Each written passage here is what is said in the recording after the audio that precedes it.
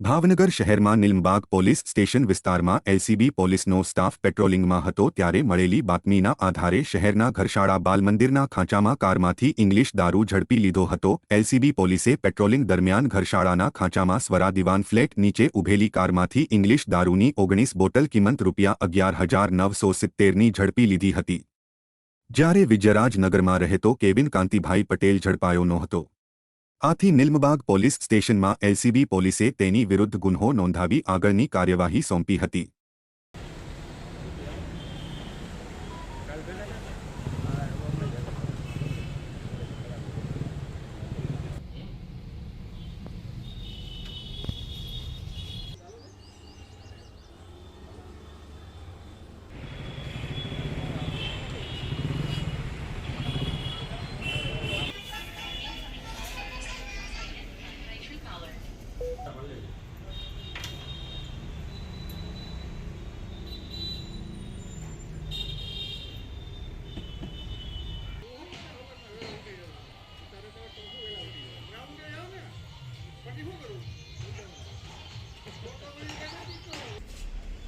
Back to